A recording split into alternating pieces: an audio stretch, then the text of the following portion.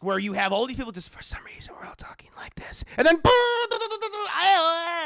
it's like whoa, I can't hear anything, and the sound mixing in this movie is, I mean, it's mixed. it's kind of all over the place. It's very odd. And yeah, I didn't always need the bagpipes and the screaming, wailing desert lady. Hello, I just wanted to thank you for clicking on my video, and I wanted to let you know not only do I create content in my YouTube channel here, Class in a Glass, but I'm also on Twitch where I play single-player games, multiplayer games. I do movie reviews, cartoon reviews, and a whole bunch of other stuff. Also, it would be a big help if you can check out my Patreon, where you can gain access to audio commentaries, reactions, and the ability to submit questions for my podcasts and videocasts. And all that content can be found in the links below. In the meantime, enjoy the video.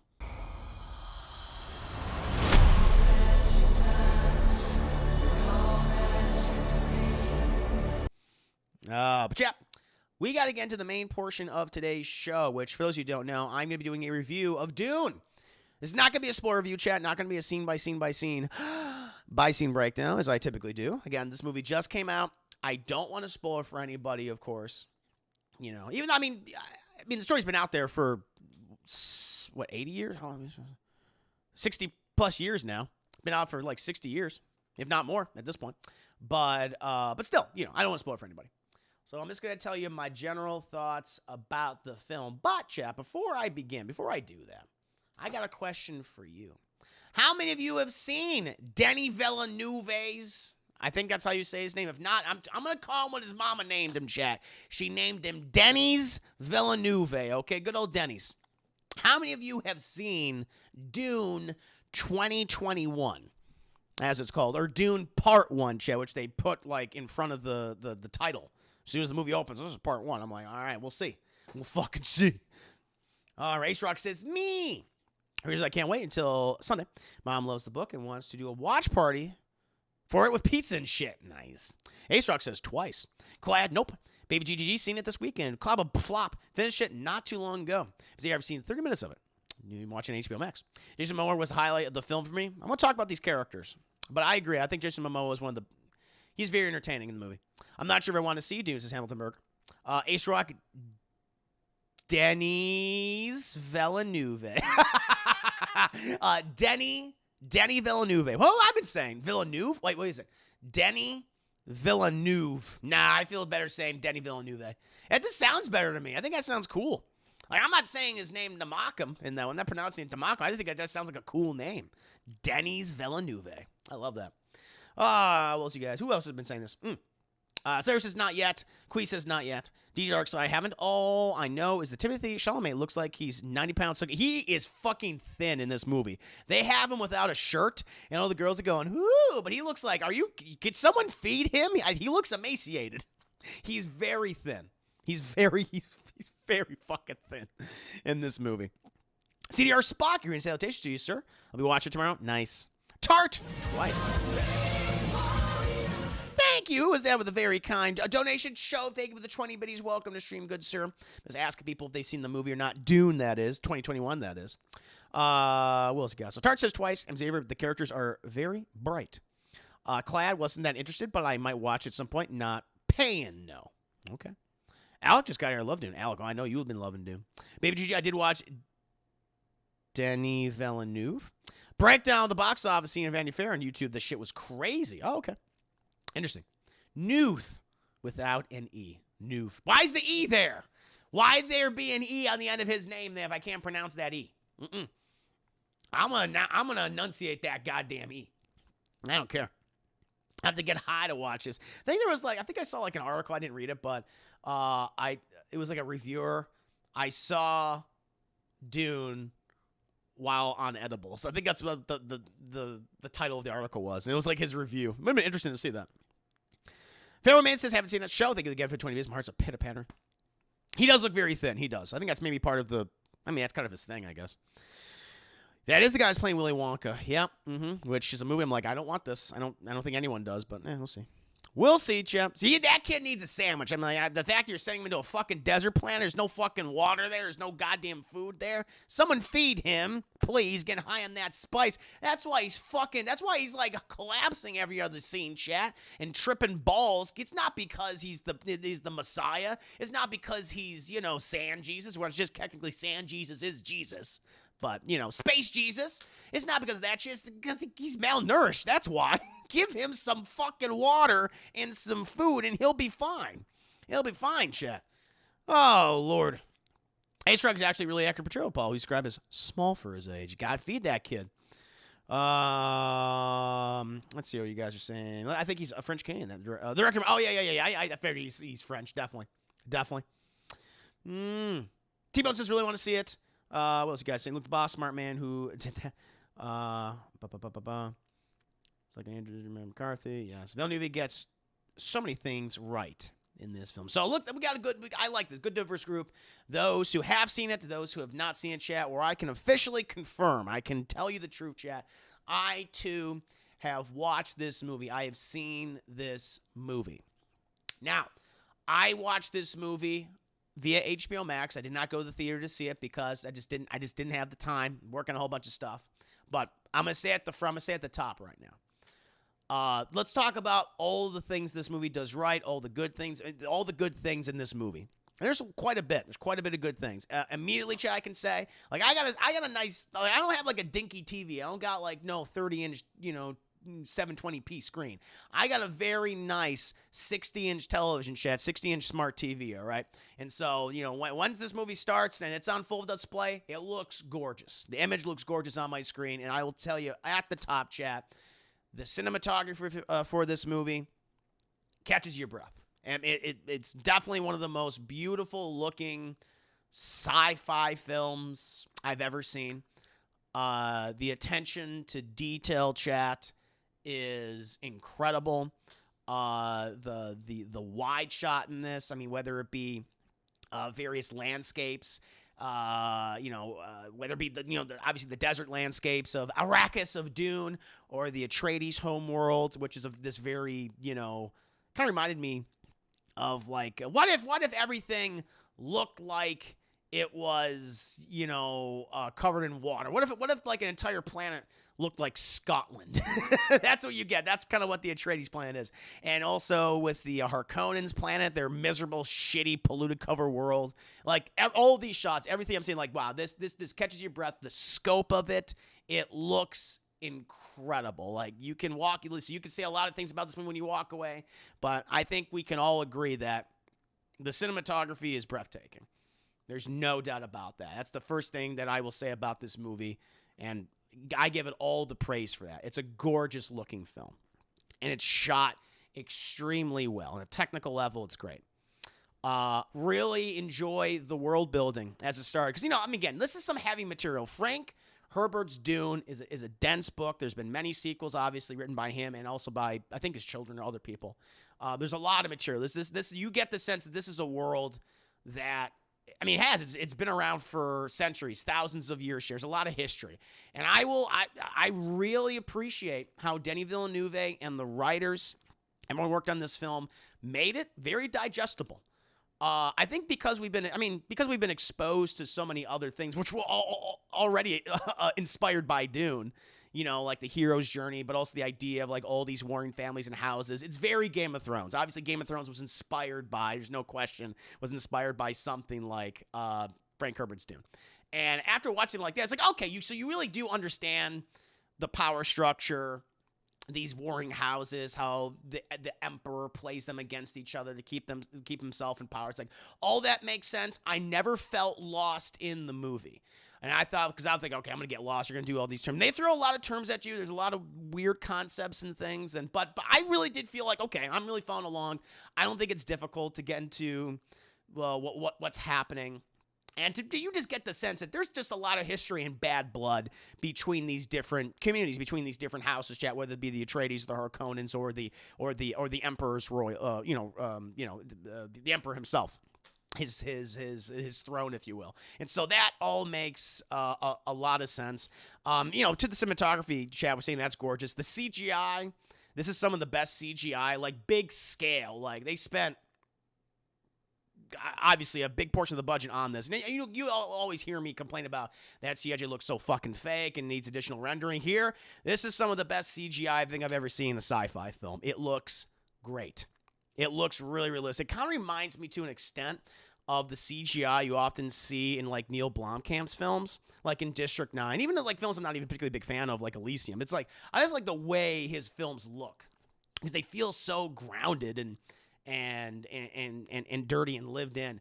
And you see that with Dune. Like, yes, this is a world that is filled with various different houses and things and royalty, and you see that opulence and stuff, but it all feels real and gritty and like very physical. I wasn't like, I know it's a green screen, but this is some goddamn good green screen work. Like this is way, if people want to use green screens in their movies, I'm like, make it like this because it all looks great. The CGI in this movie is impeccable. The practical effects are great because there is a blending of practical with CGI and how they go hand in hand. Stuff that, like, you have the CGI enhancing the practical effects.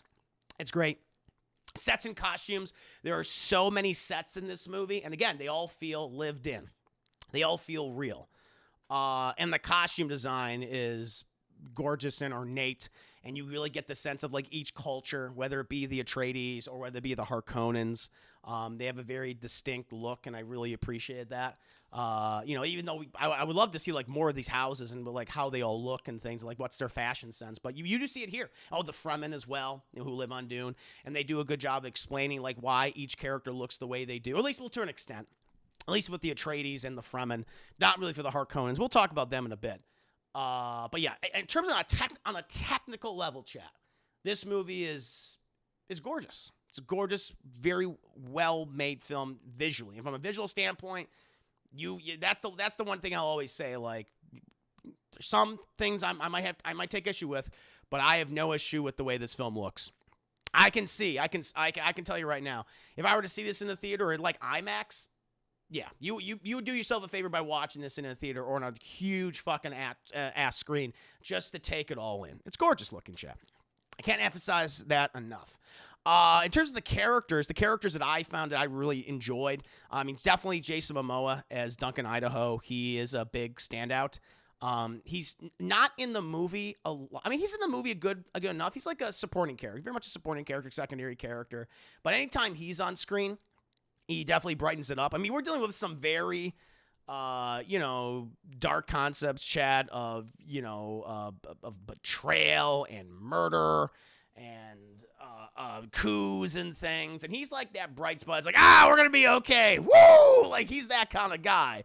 And yeah, he plays this, well-known soldier to House Atreides and pilot. And anytime he's on screen, he's interactive, anybody. He just improves it. He's a nice bright spot. When we're dealing with these very dark subjects, kind of very hot. Sure. Yeah, he's the rogue. He's the guy at the heart of gold. It's like, yeah, he seems tough and intimidating, but it's like underneath, it's like, no, he has a lot of love and he's got a lot of heart, and that comes out. And you can tell other people how they like him, obviously, because other characters just like they fucking hug him all the time, like he's a hero of this house, and you feel that. You really do feel that. And then the other character I like, even though he wasn't in the movie a lot. But I certainly liked his introduction, was Javier Bardem as, I forget what his name is, but he's plays like one of the Fremen leaders. And the Fremen are the native people of Dune, of Arrakis, chat, that have lived there and warred with the emperor who, the royal family for the spice chat, which powers space travel. In this world, it's in the sand itself, Chad. It's like it's everywhere. It's everywhere, Chad. That's why they have the blue eyes, because you're getting high all the fucking time, Chad. Instead of getting red eye, you get blue eyed. But he's in the movie very, very briefly, like kind of in the beginning, after the first like 45-minute mark, and then towards the end of the film. But I just really liked his interaction, and he's very much like that Duncan Idaho kind of character. He's very blunt. He's got a bit of a chip on his shoulder, but he's sarcastic and he's witty. And he has a sense of humor, and I really like that. And even within that scene, you understand like his. All I'll say is I've never seen more characters spit in a movie, but I've never seen how spitting is like spitting at someone is like the most honorable thing and the nicest thing one can do. I thought that was very interesting. So they are definitely two, I think, of the highlight characters of this movie: Jason Momoa and Javier Bardem. Even though Javier Bardem is not really in it all that much. Yeah, it's Stilgar. He plays Stilgar. So that's his name. I wrote the Spit Guy or the Fremen leader. I think it was cool. I guess he's like the main representative of the Fremen people. But yeah, also I just love all the ship designs and things like what you literally like you could pause the movie when you're watching it and like I could put this on my wall. I just love the ship designs for the Harkonnens and the Atreides, and they have these other like little starfighter ships or something, like these land ships or whatever, like inner atmosphere ships, and they're like these giant dragonflies. And they're so awesome the way they move around the environment. Really, really cool. Again, aesthetically gorgeous movie. Now we're going to get into some of the stuff that I'm really mixed on. And it's weird because part of this, like, I like it, but then sometimes like, this is not really working. And I will say the score is weird. Like at first I'm like, oh, I'm really digging this fucking score. It's great. I'm getting this epic scale of this story, of this universe. But it's also the kind of score where they do like a lot of callbacks to it. I think it's just kind of become funny, where I think this score is going to be known for two big things. And it's that screaming desert lady who shows up, I think, like every 10 or 15 minutes. Like she's always shows up randomly. It's like, oh Jesus, okay.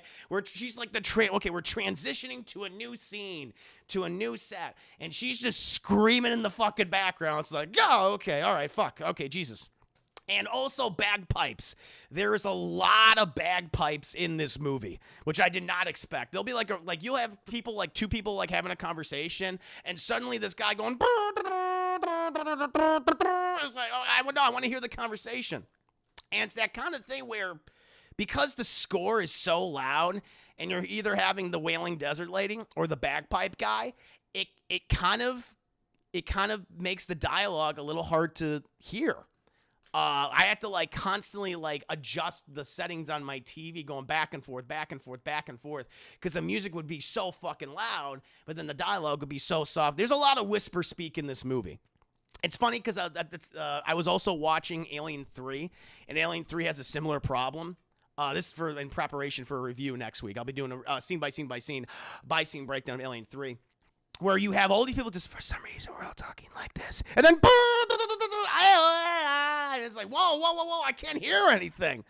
And the sound mixing in this movie is, I mean, it's mixed. it's kind of all over the place. It's very odd. And yeah, I didn't always need the bagpipes and the screaming wailing desert lady for that. And so that was weird to me. I mean, some parts of the score just are beautiful, and they perfectly capture the scale. Like when we're sweeping over giant fucking desert cities, and you know the Atreides homes, you know, which they're very in tune with the environment chat. In their you know fictional planet, which is basically a Scotland. What if one planet was Scotland? That's what that planet is. And it's gorgeous when you hear that swell, that score, and like these ships rising out of the ocean or out of these polluted, swampy areas. Like it's gorgeous, but sometimes I'm like, no, I want to hear what the characters are saying, because everyone talks like this. It's like, Father, I've had these visions and these dreams. I don't understand them. Son, do not worry. You are my son. That is the only thing that I ever needed you to be. If you are not the future of House Atreides, you will only be my son. And that's it. It's like, and then, it's like, no, stop it. It's a little too much. It's a little too much sometimes. And and then the pacing, like I felt the movie like, oh, those movies well paced, I'm digging it. But then we would just do there's a lot of shots of the desert. There's a lot of shots of the desert, and then there's a lot of like repeated scenes, like stuff we've seen before, like with Zendaya and Paul kind of just doing the same things in the movie, like over and over and over again. Paul dreams a lot of dreams, chat. You know, of Zendaya, and Zendaya looks at a lot of fucking sand, and we see that a lot. I'm like, you could have cut down. You could have cut down on some of the Paul tripping ball scenes and Zendaya looking at sand scenes. And you could have cut maybe like 10 minutes out of the movie. I think that would have been fine. I think that would have really worked, chat, for me. But that's kind of the mixed stuff. So the score, sound mixing, and the kind of weird pacing at times. But now we're gonna get into the bad things, chat. We're gonna get into the bad things. So. This movie, and maybe it's because it's being split, supposedly being split into multiple chapters. We'll see about that. But it's just not a complete story. And it's a very underwhelming story. I mean, it's the hero's journey. It's it's the chosen one, which we've seen before, and other films have done this, but so often, this film has been compared to. I mean, the marketing they're comparing it to something like Star Wars and Lord of the Rings, and those films or those books I think just do it better than something like Dune. And telling the hero's journey. And that's where the big thing is. Like, this is a very undercooked story, and you're dealing with a lot of characters who just have no character development whatsoever. It's like we're kind of just following them for like a day and a half or however long it is. The weeks, we assume it's like many weeks or something. But that's not really conveyed. But, like, no one goes through any emotional changes. And that's the big flaw of this movie. I'm sorry, but a lot of these characters are dull as fucking dirt. They are really uninteresting. And even though, like, the film itself is so gorgeous and these environments are beautiful and these cultures are interesting, like, the people that are representing these things are not. And I think that really drags down this messianic, this chosen one story, which we've seen so often done better in something like Star Wars or something like Lord of the Rings, or you could pick any other type of film. And thank you, Killabish, your hero's journey. Thank you, Vanessa. Good to have you here. Hope you're doing very well. Chat, please do check out Vanessa. Give her some support. Follow her, subscribe to her, donate to her. She's a fantastic streamer, and she has a fantastic community. But that's my biggest problem, where I highlighted two characters who are supporting characters, Joseph Momoa and Javier Bardem. And because they get some fun stuff to do. They actually have big personalities. They're like, oh, I want to hang out with that guy. You do not want to hang out with Paul. Like, I'm sorry. Like, I like Timothée Chalamet as an actor, and maybe this is just how Paul was written in the books. I mean, I've read Dune. And, like, Paul has, like, a lot of internal monologues, which is hard to do in a movie. It's really hard to adapt that. And that's why it's been such a struggle to adapt Dune for decades. And that's why we have these internal monologues in Dune 1984. They're just fucking weird. They don't work. And here, like, we're constantly, and this is the big problem. Throughout this movie, we're constantly told that there's something special about Paul Atreides. That kid, I'd fucking die for him. Like, everyone's talking about Paul and how fucking great he is. And, like, how you have one scene where this one lady's like, how you're wearing your boots.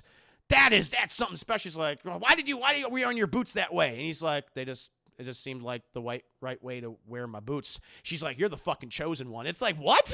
What are you talking about? Because how he wears his boots and how he just felt that was the right way. He refers to the chosen. Like, we're always told that Paul is this charismatic, this soon to be messianic leader, but I'm like, I don't see that at all. Like, nothing in his personality, nothing in Timothée Chalamet's performance indicates that's what the character is or is going to be. He's so flat in the movie. He's just kind of non-existent, and he spends most of the time dreaming about Zendaya. And listen, if you're going in like, I like Zendaya, she is a great actress, I can't wait to see her. She doesn't do anything in the movie. She's in the very beginning narrating it, and then for most of the film, she just stares at sand a lot. Paul dreams about her. She's like, that's some good sand over there. That's some more sand. That's all she does in the film. She stares at sand, and then they meet at the end of the film. But there's no really chemistry. There's no chemistry. Like, I know that, in the book they get together and things, and that's, his love interest. But, man, no sparks are flying between them. No spice was going off between them. Yeah, that just didn't work. A lot of the characters are uninteresting. Oscar Isaac is as Duke Atreides. I mean, he's just frustrated with everything. I mean, that's his thing. Like, I'm frustrated. I don't want to do this. It's like, then why the fuck did you take on the burden of being the new spice manufacturer on Arrakis, dude? It's like, we're destined to fail. I'm like, all right, but you made this decision. Not a great leader, clearly. And then Rebecca Ferguson, her performance is... like, that's all she does in the movie. She cries and she, like, grabs her chest and, like, has her hands on her face like that. That's what she does through most of the film. Josh Brolin is just mad. He's just mad. It's like, I'm mad. I don't want to be on this planet. I hate it here. That's his thing. And then you have the villains, the Harkonnens, and they are probably some of the worst villains I've seen in a sci-fi film in quite a while, where they hit every evil bad guy trope you can imagine. They are bald, pale, dumb. They all wear black, and the leader is fat. And if you're fat in a movie, you can only be one of two things. You can either be the fat funny guy or the evil fat guy, and that's it. That's all they are. And they have Stellan Skarsgård, who was a great actor. They got him in some fat man makeup, and he's floating around, and he's kill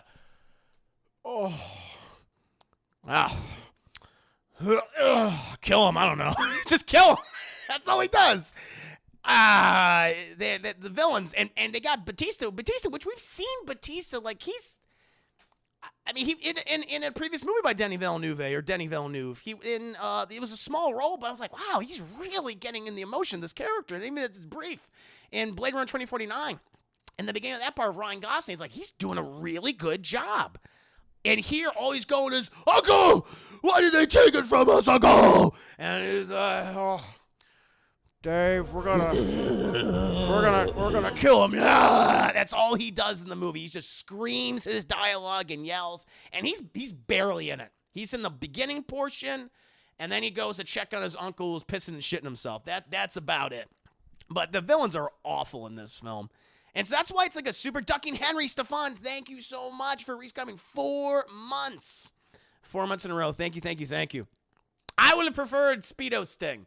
I would have liked that. When's Sting gonna come show up? I mean, at this point, like the villains, I think the villains in the original Dune 84 are better because at least, I mean, they're evil and shit and they're ridiculous, but I guess I got to know them a little bit more. There's more to them. Like, Baron Harkonnen. This the big bad, at least of this particular movie. I know he's not I know the Emperor is the big bad or whatever, but I mean, he's not really doing much. He's just like, I just want you to kill him. I'm gonna sit here and be fat. That's about it. It's disappointing.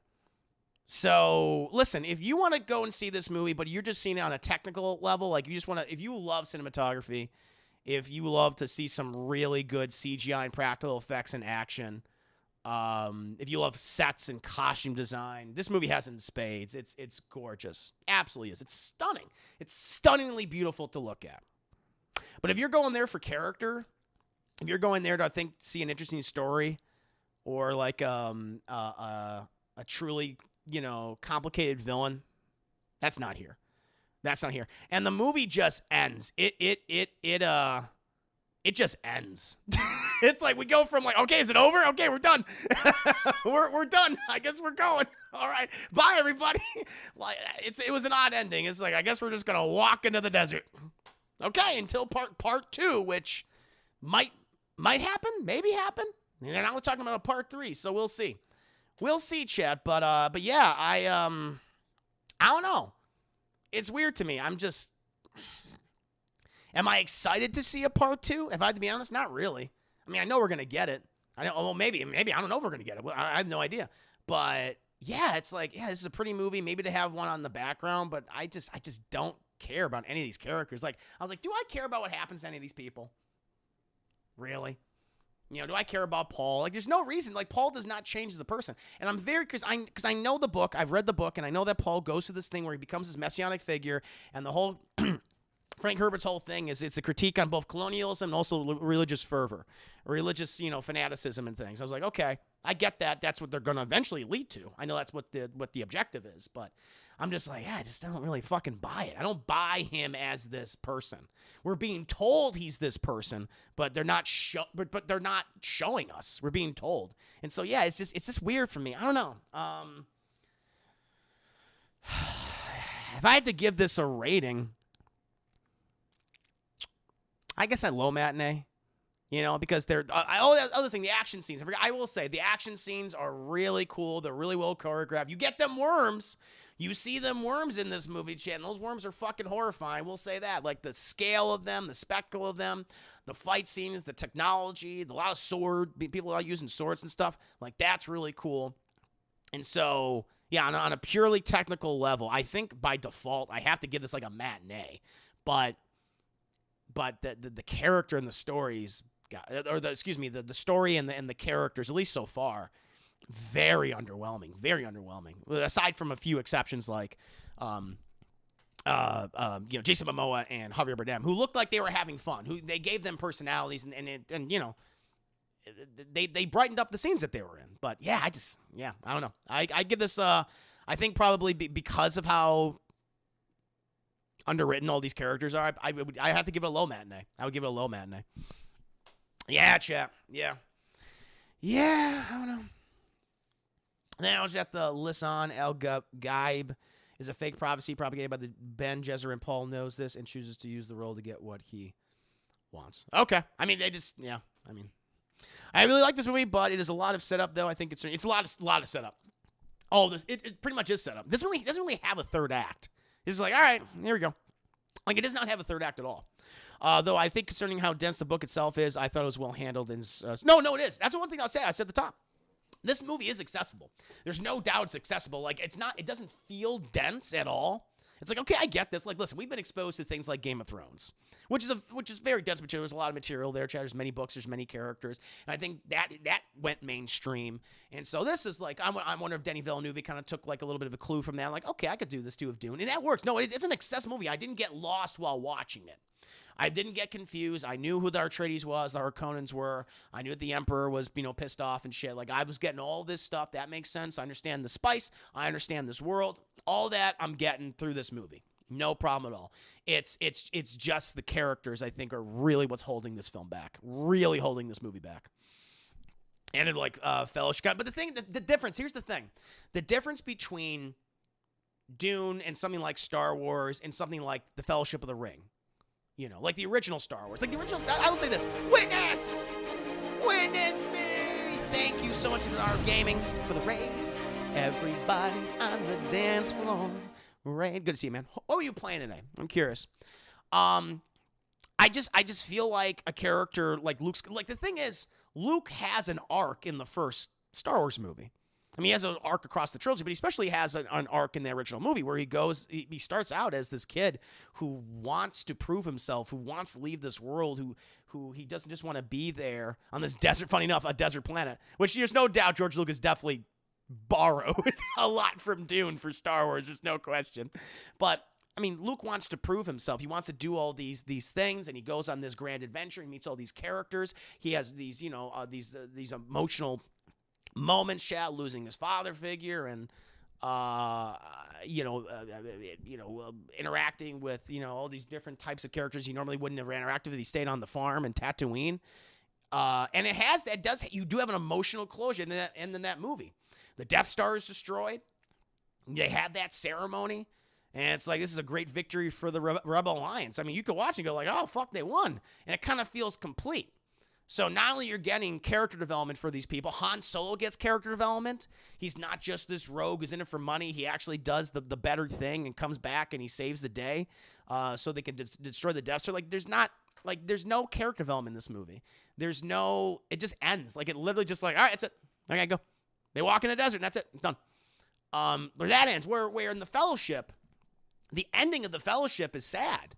Where they all these characters have gone through this great adventure, and then they realize the Fellowship is broken because of people like Boromir who betrayed Frodo's trust and coveted the ring.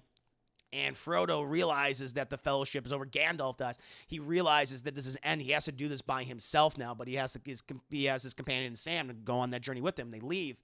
While Aragorn and Legolas and Gimli, they attend to a dying Boromir, and they realize that we have our own thing to do. We have our own path to go down and to help the other two hobbits, of course, Merry and Pippin, and we'll have to let Frodo and Sam go on their adventure to save the world. We had to go do our own thing. Like, that was still provided closure.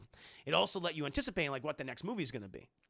And you had moments, you had an emotional connection to a lot of those characters in Fellowship, in Star Wars, in the first one, A New Hope. I don't think that they did that in this movie at all. Mr. Alfredo. Mr. Fredo. Yeah. Ace Rock, there's a 6 novels by Frank Herbert. The film covers about the first half. No, it does. I think that's a problem. As an aside, George Lucas was able to figure out the ending of Star Wars after reading the hero's journey by Joseph Campbell. Clearly, no doubt. No, I mean, it definitely that first movie does feel like a movie. It does feel like a complete story. Yes, there's these little things they'll eventually get to an empire and stuff, and Darth Vader's he escapes and everything, or he's blasted off into space, but it still feels complete. It still feels like I watched a complete vision in this one film. Whereas Dune just does not feel that way.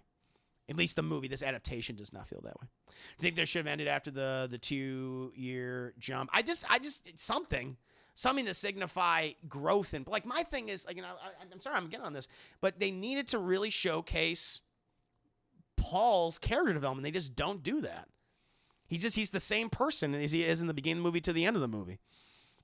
He's fucking pissed. I will say that. He's pissed about what happens, which I would be too, but it's like, yeah. I don't know. I just, I think it's a mixed bag of a film. I know a lot of people are loving this movie. I know people are excited for this movie. I get that. And there's things that are no doubt incredible about it. As I said, on a technical level, on an aesthetic level, on a world building level, chat. If you CGI, like the intricacies of the practical effects and the CGI and the blending of both, it's amazing. It's amazing. Comes to the writing, it's not there for me. It's just not there for me, Chad. Got your PS5 today, CC Man? Nice. And then Gandalf, Frodo, and Sam smoked a fat bowl and lived happily ever after in the Undying Lands. Goddamn right they did. Goddamn right. However, we need to understand that Paul Atreides' arc is not the hero's journey. Paul is not a hero. He's seeking revenge and manipulating the people around him with his talents and gifts. I mean, but, it just, we needed something. We needed to see more of that. I don't know how Denny got going to do Paul, little sister, keep going to need her age. I don't know. I mean, well, doesn't she age unnaturally? Isn't that what their thing is? I mean, we'll see. I don't want to get into spoilers for people. So how do you think we'll do at the box office? Probably underperform, I would imagine. I imagine it's going to underperform. I don't know what it's looking like right now. I was never excited. Dune is one of those properties I never understood. I will tell you what, DT's Darkslayer, this one you understand. You understand it. Like, they do make it, they mainstream it. They make it accessible. Like, I was never lost while watching it. It's like, I understand what's going on. I understand the plot. I understand these characters. What the stakes are. I know what the stakes are at this point. They do a good job with that. Yeah. You had a $165 million budget so far as gross. Yeah, about 127, because I think it wasn't released in Europe in early October. So, yeah. Yeah, what about the rest of you guys? What are your thoughts on the movie overall? I know I'm probably in the minority for this review, because I know a lot of people are loving it. Yeah, but I don't want to get any spoilers, Ace Rock, because that's kind of like spoiler territory. I don't want to get any spoilers, especially people, because I don't think that stuff is in the. I don't think that stuff's in the movie. Yeah, I don't want to get anything. I mean, that might be book stuff, but I know, again, I'm just talking about this. This is a movie, this singular thing. Do they say the famous quotes in the 84 version? No. they do not. And, literally, Baron Harkonnen he's just a big naked fat guy for most of them. He's just I'll kill him. I don't know. That's all he does. I was really looking forward to Stellan Skarsgård as Baron Harkonnen. I was like, oh, yeah, this is going to be great. Because if you think of Baron Harkonnen from the original one, he's like, control the spies, control the universe. Like, he's so over-exaggerated. And he's like, he's a gross fucking character. All those boils on his face and his floating suit. And he's like a pedophile, too. It's like Jesus Christ. There's a lot to him. He's super out there. But I don't know. I thought, Stellan Skarsgård was kind of playing him, again, all the characters felt downplayed. With the exception of someone like Javier Bardem or Jason Momoa, who are like, oh, no, okay, these guys have personalities. Everyone's just like, I'm very upset about what's going on. I'm very upset, too. We could be upset together, I'm sure. But then the fucking lady would come in. Oh, I can't do this anymore. Ace Rock is not happy. No, he says in the film, does he? Oh, I missed it. I don't remember. Ace Rock, I don't think is very happy with me right now. He says that? Oh, God, when does he say it? I'm trying to remember. When does he say it in the movie?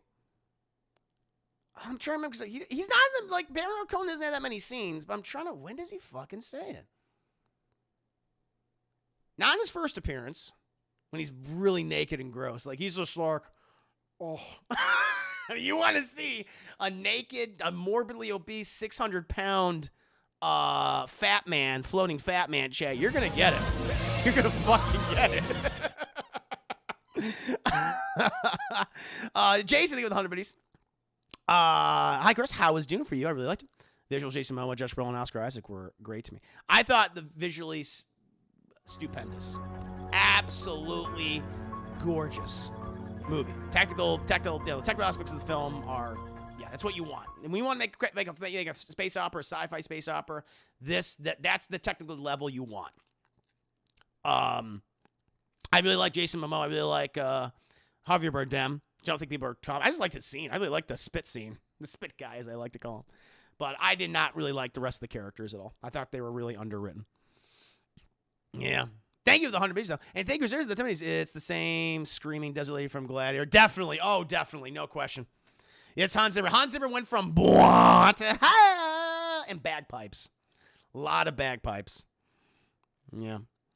But Ursula, even Rebecca Ferguson, Chris, I thought she was. I guess, I don't know. I was not a fan of her.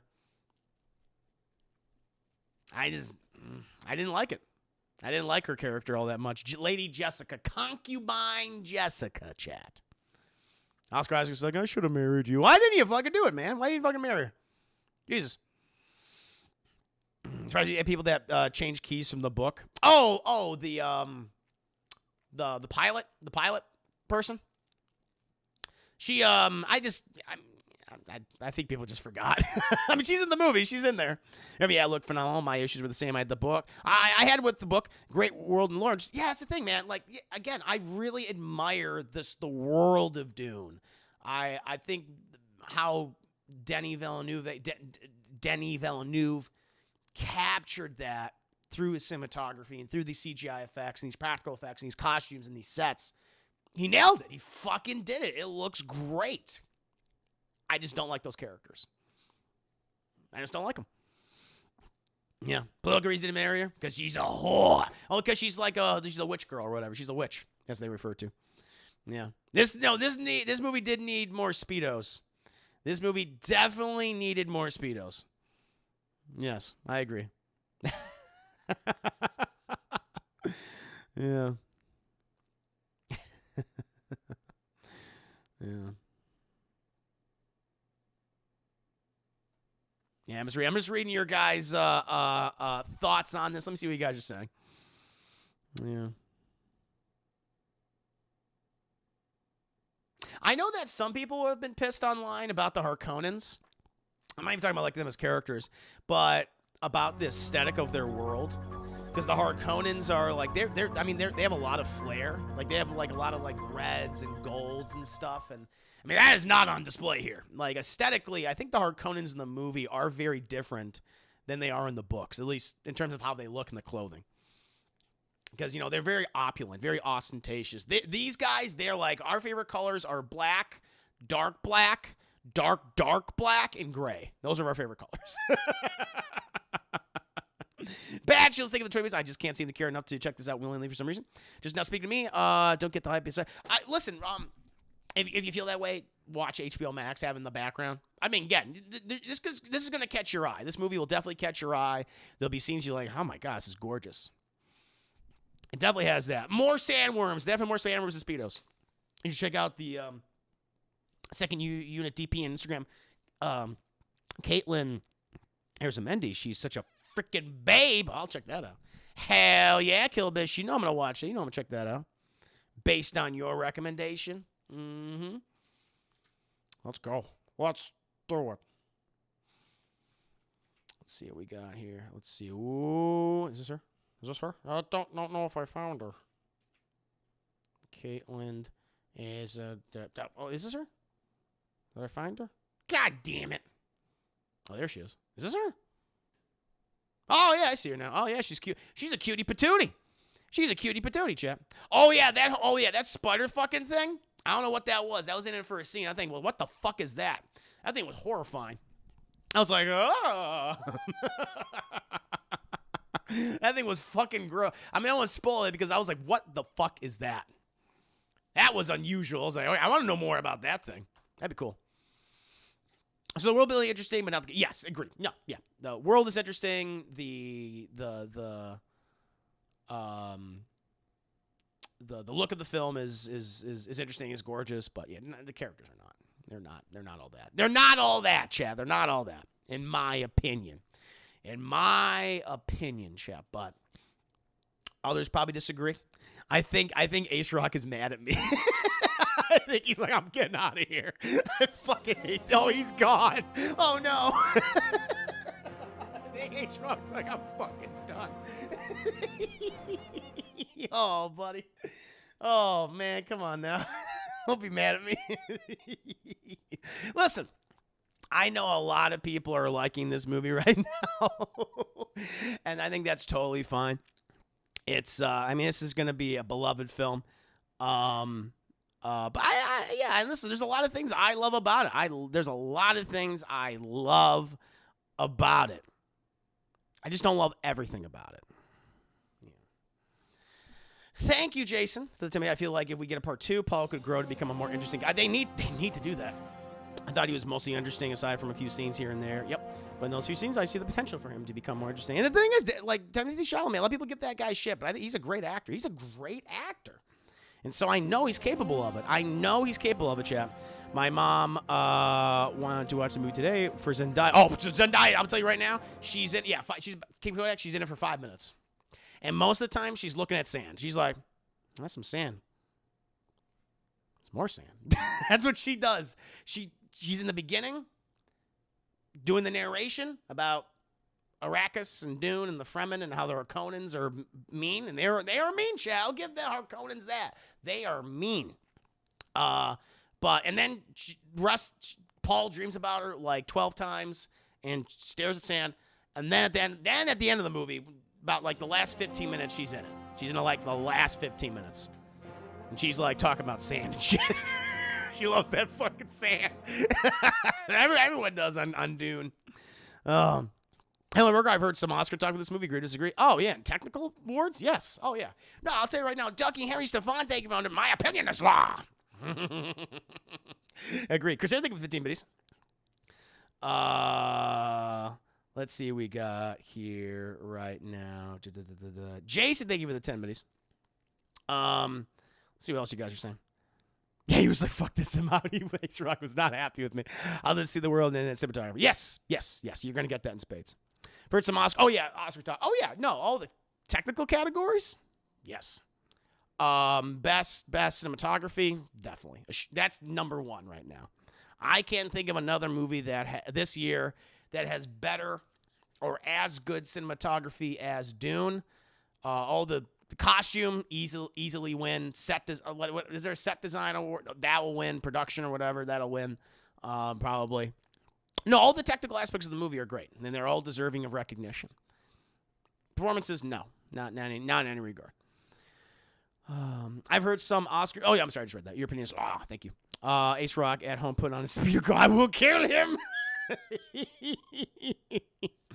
Chris Ayers, chill out. You chill out. Is this Ace's? Probably. Yeah. Ace Rock's a big fan of this movie.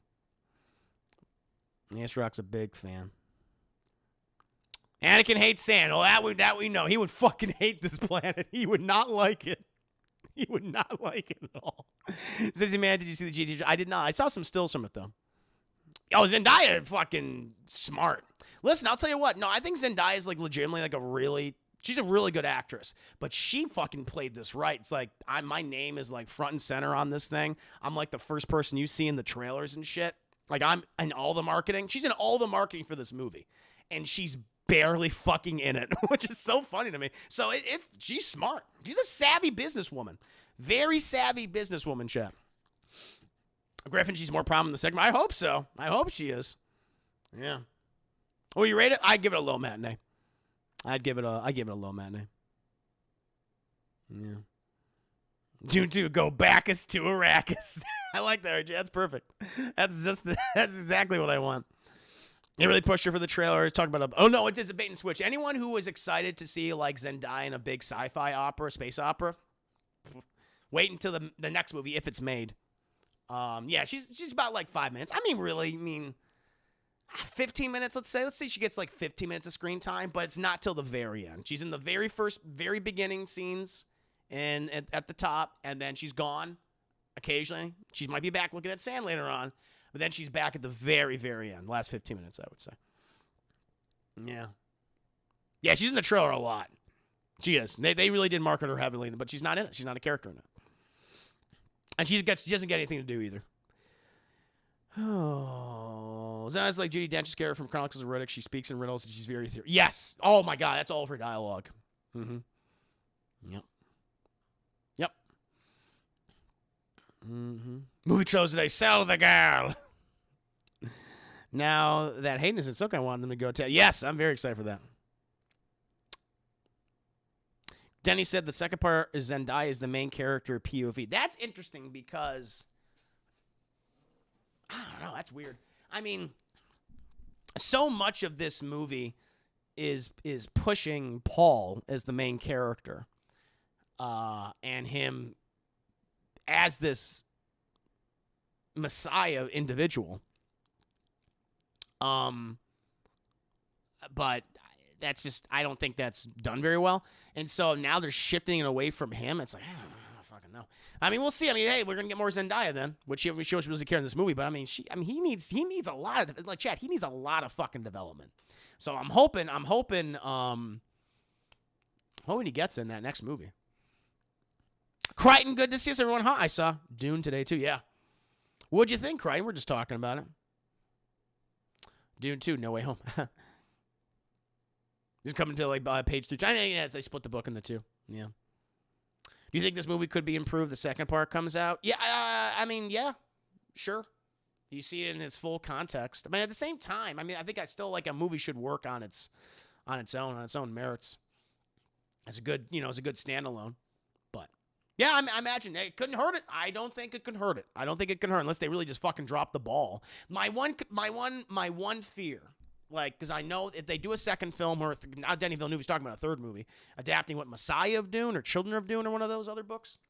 I haven't read those other ones, but if they do that, it's like, okay, like, I know it's gonna look gorgeous. It's gonna have that great cinematography, all that, beautiful looking movie. Obviously, we already know that's baked in. When you get Denis Villeneuve, he's gonna do that. My problem is the writing and the characters. That's the big thing. Like, you need to develop them. They need to have a person. They gotta give them personality. Like, if Paul is still the same as he is in this next movie, if they do it, that's a big fucking issue. Then it will not improve it. Then, no matter of fact, it'll be like, what the fuck was the point of all of this? That's true. No, and that's the problem. Like, even the original Dune movie, the 84 film, I've reviewed that shit. I've talked about it before. I mean, Paul's uninteresting in that too. I just don't think he's a very interesting character in general. There's just not a lot to him. A lot of his stuff is spoken in like internal monologues in the book, and David Lynch does that in the movie, and it's just weird. When he was like, oh wow, it's this Colin McLaughlin going. But it's all internal monologues. You hear dialogue, but he's not saying anything. Although he could be like talking to like there's a lot of like we're telepathically talking to people in this movie. But yeah, I don't know. I think he's just not a very compelling character. Oh, Zendaya's a cutie patootie, absolutely. Yeah. I'm excited about part 3 because of the Fremens. This is Griffin. I really enjoy their culture and how it's interpreted. Yes, no, I love learning about all these different cultures and shit. That's some of the most interesting, like, narrative aspects about the film. Learning about these societies, although they don't really do a good job of explaining certain things. I will say, at least of particular cultures. So they really go into the nitty-gritty details of the Fremen and their way of life and how they function on Dune, how they've been able to live there for so long, and how they've warred with all these people and how ferocious warriors they are. And you're like, okay, they do another good thing too. And this is character-based. This is what I'm talking about, Chad. The movie needed more of. Like, again, Jason Momoa, who is the standout star in this movie, he interacts with them and he talks about them. He, like, admires them. He respects them. He knows their He knows their like, common green, like spitting is big in Fremen culture. And I thought that was like very funny. And that's this movie, that's what needed more of that. There's one scene, like it's this one scene between all the characters, and also Javier Bardem. It's the first Javier Bardem scene, and also Duncan Idaho, and they have a back and forth, and Oscar. It's like that's when everyone's like, oh, this feels good. Here we go. This is the development we need. We're getting some cool interactions between all these people, and there's very little of that in this movie. My thing is they need to change the ending of the book because Herbert is like, we out of here. I mean, this movie's like that. This movie's like, okay, we're gone. I was like, what? The movie's over? What? The others are sure enough for an old movie. If they do a third movie, they can put the Messiah and children into one film like the miniseries. Spectre, I really hope they get the God Emperor. Dune, Jason would have a huge role in that. And it's so bizarre and good. Oh, yeah, I know what you're talking. I know exactly what you're talking about. That is fucking weird. Yeah. He looked like 40. He was an old man in that movie. Did I get mesmerized by Paul's chiseled bone structure? I was looking at his emaciated, pale body. He's give that boy a sandwich. Give him some food, chat. He needs to put some meat on those ribs. I mean, he looked so skinny. But I guess that's part of the character from the book, so yeah. So would you rather have the voice or the Force, baby? Give me the Force. Force all the way. Yes. This one hurts my ears, so I absolutely hated the internal dialogue. Oh, no, it definitely does. I mean, you do hear a lot of whispering in this movie. There's a lot of whisper speak. There's a lot of whisper speak, and I think that'll annoy some people. And it's funny because right before I watched Dune, I watched Alien 3 because I'm reviewing that this Monday, and they do the same fucking thing where they have that weird whisper speak where it's everything's talked like this, and we're talking about the alien. I think it's here on the planet. We don't believe you. We don't believe there's no alien on this planet. This is a planet filled with prisoners, but we're very religious. And what? And the alien comes out and kills somebody. It's like, what the fuck? instead of an alien jumping out and killing somebody, it was a desert woman wailing.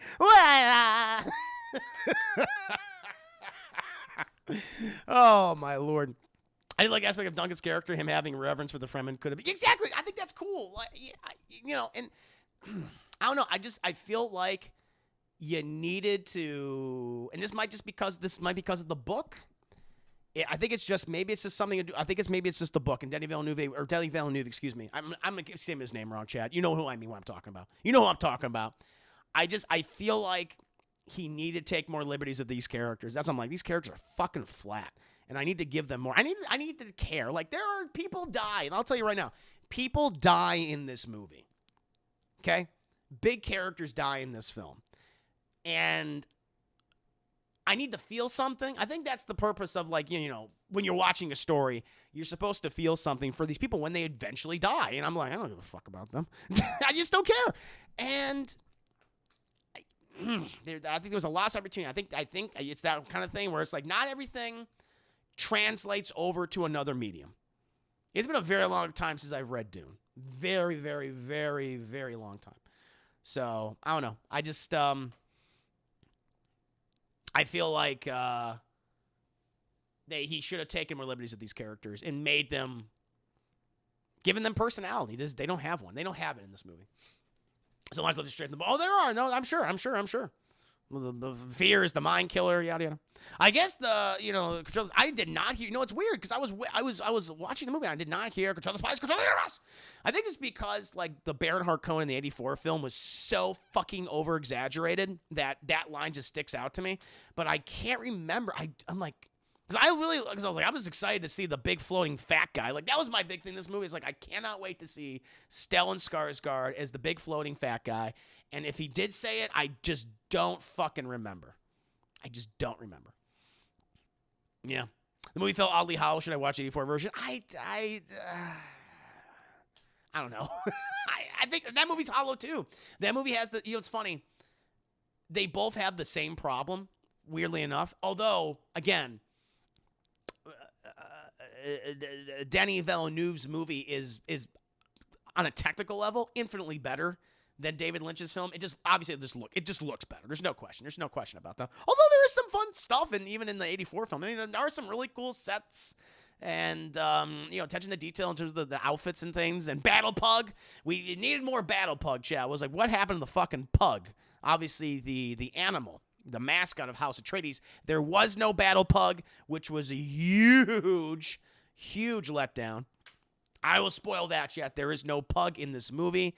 There was no talking space vagina, although I think they were there. I mean, again, I think they were there, but it's a very different version of them, because I'm like, those guys look fucking weird.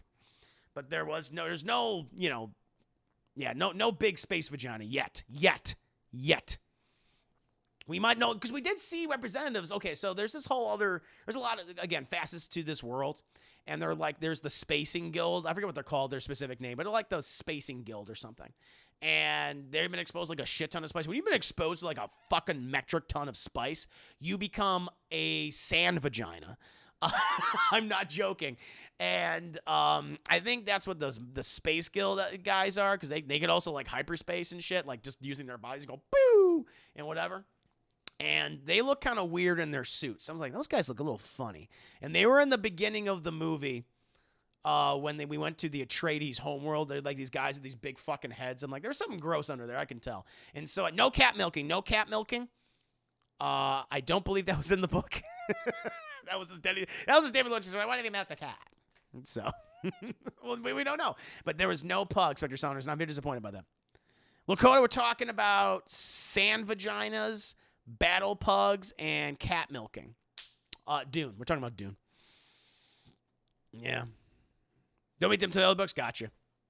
Well, the sandworms are great. All the sandworm scenes are really good. They're beautiful. They're scary. Intimidating. When they suck down a giant spice tank machine, it's like, wow, fuck. I think it's cool. I like that they got like these giant fucking bristles, kind of like whales. Like those big fucking, what, the humpback whales or whatever. And instead of like teeth, they got them big bristles for like, shrimp and shit. It's kind of like the same thing for the worms. Really cool. No, again, on a technical level, all this is great. That's all great. It's the writing I have a problem with. I think Ross will be the sting role in the sequel. God, I hope so. Yeah. Harrison Ford for the Emperor, just like, I don't fucking know. Kill him. I don't fucking know. Just because I want a curmudgeon. That'd be really good. Sam and John, the best lasting thing about this version is that it made me interested in the lore. No, exactly. Like, who's the Emperor guy? Yeah, it's very similar. And again, George Lucas fucking stole from Dune. There's no doubt about it. Like, they mention Tarkin, Grand Moff Tarkin in Star Wars, the original New Hope. He mentions the Emperor when talking to Vader, but we never see Emperor Palpatine. We don't even know his name is Palpatine by that movie. And like, I was like, oh, that's cool. So it's the same thing here. Like, I want to know who this Emperor guy is. Like, I know, because I've seen the original Dune, read the original Dune, so I already I have an idea of the Emperor. We hear about him here. It's very similar. Like, Tarkin's talking about him, and like Baron Harkonnen mentions him in the movie, and he mentions him like, you do not want to piss that guy off because he will fuck you. He will fuck you hard. And when even Baron Harkonnen scared the Emperor, which I thought was interesting. I like that. Didn't James Cameron steal a lot of Dune for Avatar 2? Probably. Yeah, I suppose. I mean, everyone did. There's no doubt. If you made a space opera, you probably stole from Dune or borrowed from Dune. There's no question about that. Ooh, get Giancarlo Esposito to play another villain. Another villain. I want to see him play a good guy. I mean, listen, Giancarlo Esposito is such a talented actor, and he's usually always great in so many things, but he's been playing the same character so often, and I would really like him to play something different. I mean, there's no doubt he would do a great job in the movie as the Emperor, but I don't know. I want to see Tom Hanks as the Emperor. Just be like, whoa. Just like really do something totally different. Let's get an actor in there who doesn't always play the villainous, creepy role. Like, let's get Tom Hanks to play, like, the Dick Emperor. I would love that. I would absolutely love that. Or, like, another, I don't know, someone, like, you wouldn't even think. I don't know, Matthew McConaughey. I don't fucking know. Just give me something so different. Yeah. I think that'd be really interesting. Oh, it's not Chris Pratt. Yeah, but Chris Pratt, man. I mean, that would be good. I'd be like, whoa, Chris Pratt's the Emperor? I just want to surprise me. Just go with something so different. And they gotta give fucking character to these villains. Because the Harkonnens, man, they're not that. They're not it yet. They're not it. They're just They're just whatever. They're just like, again, they're hitting every trope. We're bald, we're really pale, we wear all black, we're dumb, and we're morbidly obese, and we're evil. That's it. That's it, chat. Ooh, Adam Sandler. If they cast Adam fucking Sandler as the Emperor in Dune, I'm all about that. I'd be like, I want to see that. I really want to see that. Your boy Timothy. Thank you so much for following. Huckleberry. Welcome to stream. Talking about that Dune. Talking about that spice, my friend. Yep. Oh, Cassie and McDavid. They no. I don't know.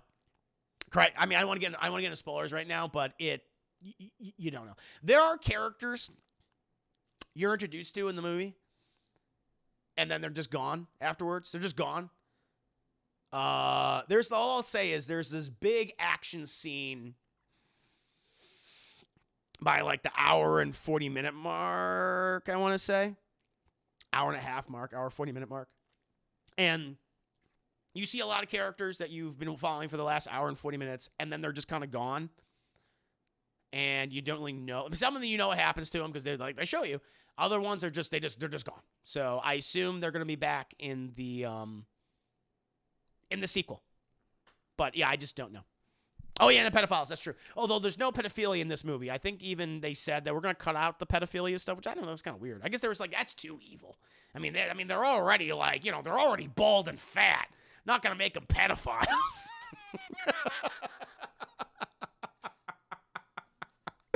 I mean, they wear all Jack Black. Jack Black's a great actor. I would love to see him play a villainous character. That'd be really cool. That'd be really, really cool. Dude, they cut out a huge reveal for the movie, too. I'm trying to remember what... I mean, I want to spoil. I want to get any spoilers right now because people haven't seen it. I want to give them the opportunity to do so. I want them to see it for themselves, come up with their own opinions. Like, I'm just sharing, like I said, Chad. Like I said, I am just sharing my own opinion. I'm not telling you, well, you're wrong for liking this movie and loving this movie. It's like, that is not ever... I never do that. I think that's shitty. Listen, if you like this movie, you love this movie, you do it. Like what you like, dislike what you dislike. I don't even hate it. I don't hate the movie. I just think it could have been better. There's a lot of things I fucking adore about this film and will always think about.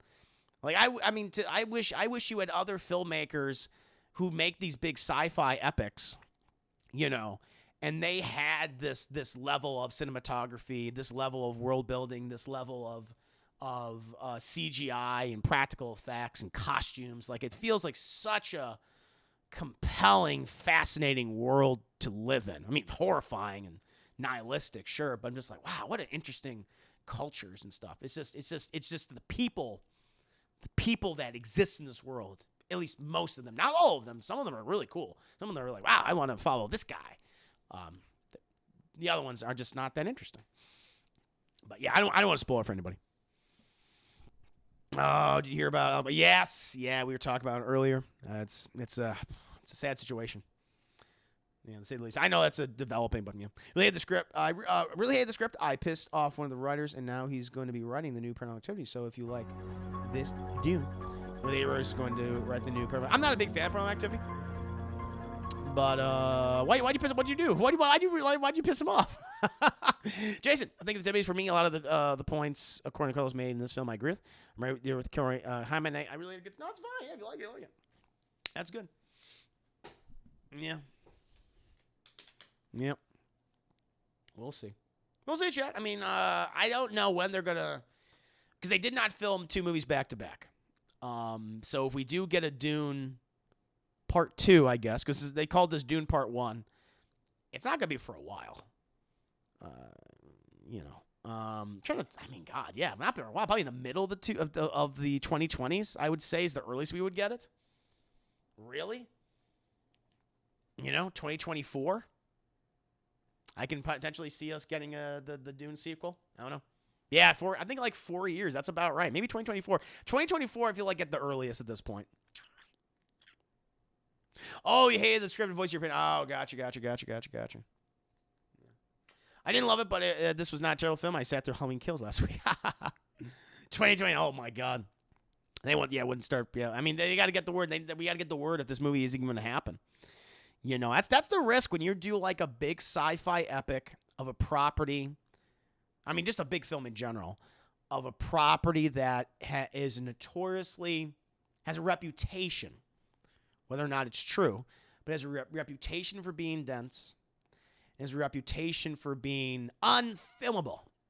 You know, it's intimidating, and that's a big risk. I mean, that's Warner Brothers. I mean, listen, I'm not going to be like, if they decide not to do a second film,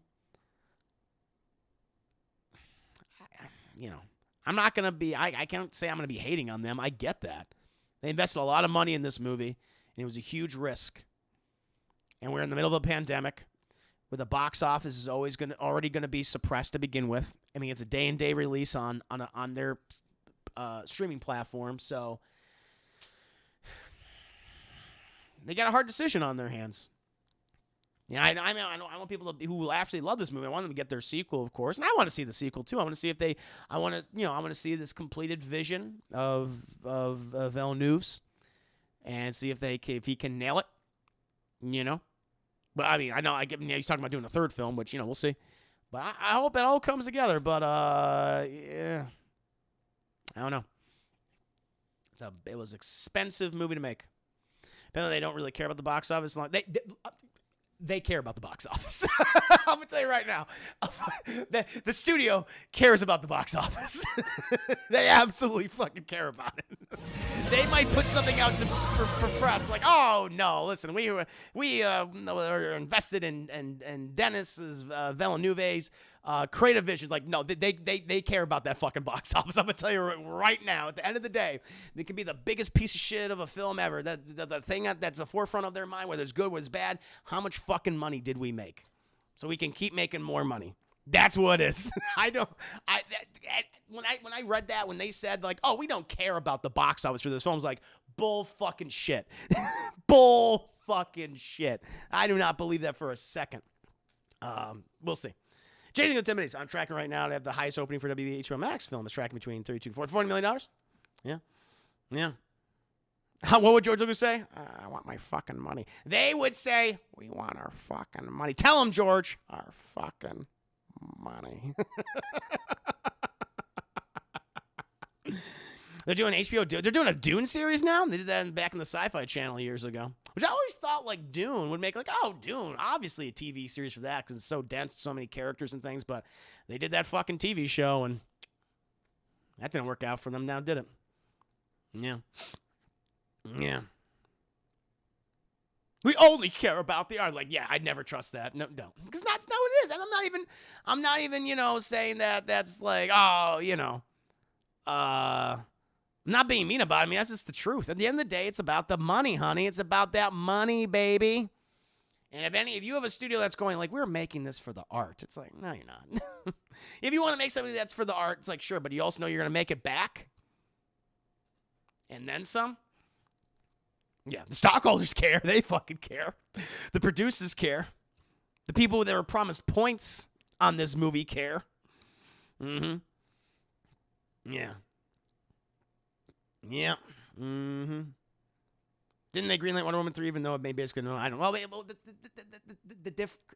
the difference between Wonder Woman and Dune is that Wonder Woman is a proven property for the mainstream. It has made money as a TV series. The original movie did extremely well for Warner Brothers.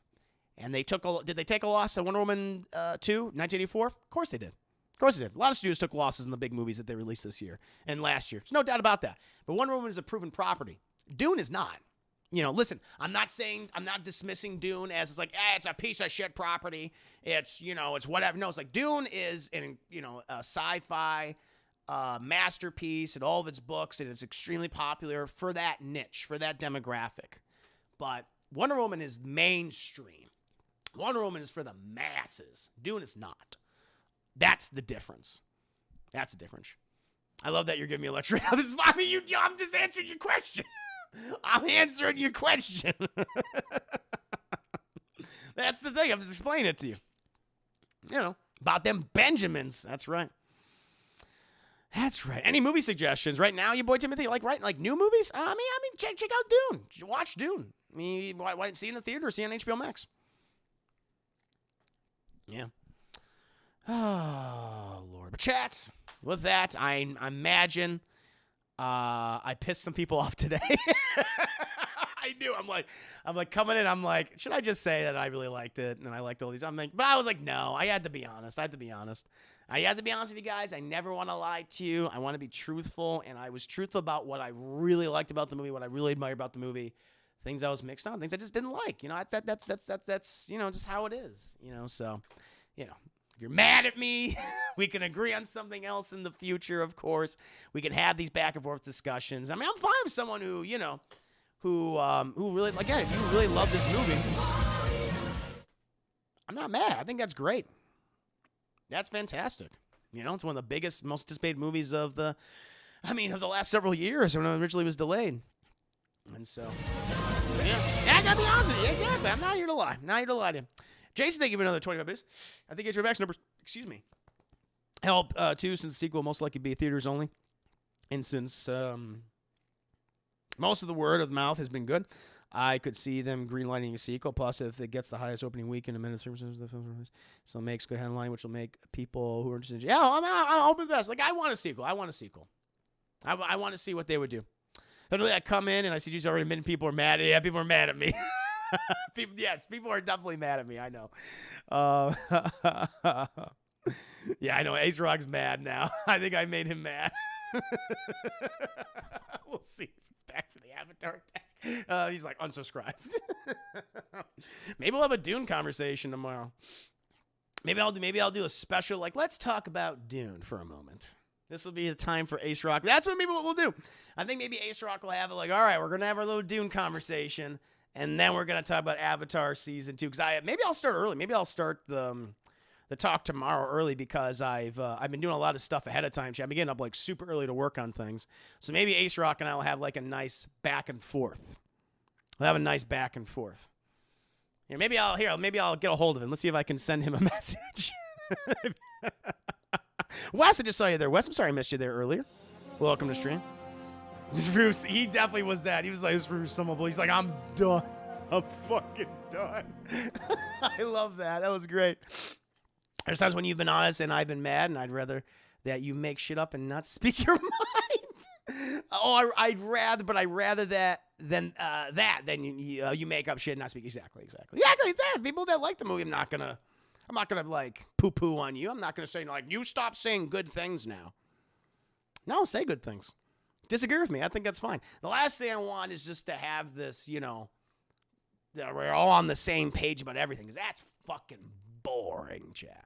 I mean, I could have came in here and I could have overpraised the movie and things and been like, yes, but I didn't. And that made it interesting for everybody. Because you can either go, oh, you can be like Don. You can either go like, you know what, Chris, you raised some good points, and I don't agree with them, but I see what you're saying. I understand what you're saying. Don't agree, but I see what you're saying. Or you could have been, Donald Sutherland from Vision of the Body Snatchers. Oh! I did not conform.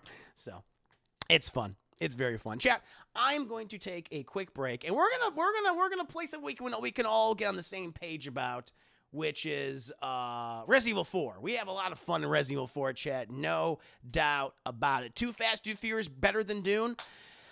I mean, I'm not going to say anything. I'll be right back, chat. Stick around.